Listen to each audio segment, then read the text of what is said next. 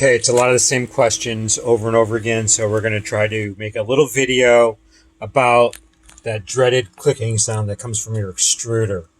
So we'll start off with the basic things that a lot of the times, this screw right here, people will change it, or they'll see it's loose and crank it down. Well, that needs to be loose enough so that there's no resistance in this arm. So make sure you don't over crank that screw. So from here, the other thing you want to make sure is that your nozzle is not actually resting on the bed. If it is, the bed's basically got the nozzle clogged. It's going to skip. The other thing that can happen is if you have it's worse on glass because glass is so hard. But if your nozzle ever slides across this bed, it's just very thin brass on the very end of the nozzle. Your nozzle's toast. So now, those are some mechanical things. There's also some things in the nozzle other than, of course, if you start getting that clicking and you have low ambient temperature, if you're printing at 60 degrees in your shop and you're getting this clicking, fan right here. The other thing is if you look at the bottom of this, there's big gaps right here.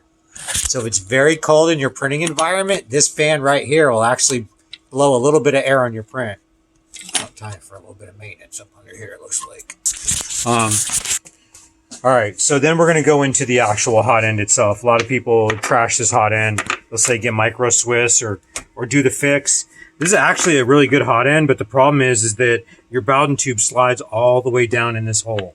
So when we slide this Bowden tube into this hole, you're going to see that slides way down in there. All right, goes all the way down to here. The problem is if you run too hot a temperature or if you get a clog, you'll start creeping up in here. And you can get, also if you ever pull this out while it's hot, because you got to heat it up because it's stuck sometimes, you'll drag the filament up into this and then the tube will not go in all the way. So a lot of guys, the fix just basically takes a piece of this tube and puts it in here permanently, and then your Bowden tube butts up into the top. It's not a bad idea to do that fix. If not, when you do have to pull this tube out, it makes it a major production of having to inspect it and clean it all up. The other thing is, if you look at your nozzle when it screws in, you want to have this throat screwed into the heat block enough where it prevents the nozzle from bottoming out on the heat block. Because if that nozzle screws up to that heat block, you don't know if there's a gap between that and your throat. So you need this thing to come up. The other thing that happens is, depending on what nozzle you have, what heat block you have, there's a little screw. Some of them have a split, like on my micro Swisses, that squeeze that heat block. If the heat block's loose in there, the element's loose in there, there's not a good transfer of the heat into the heat block. It will not be as hot. Now your sensor though is right next to the heat block, right? So that's going to probably say your sensor might be good, but over here, not so good. It probably would be better if the sensor was actually literally as far away from the element as it could get. So really, it would be awesome if like right between here, if that's where the sensor was.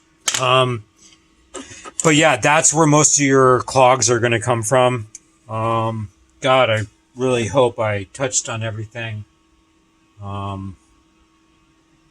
Other things I've seen is silly stuff like somebody actually sets their temperature too low. Like their first layer temperature, they'll actually accidentally set it like instead of 225, they accidentally missed a 2 and it's 25, so it skips. So I think that just about covers it. Hopefully this will help a few people get back on track. So good luck.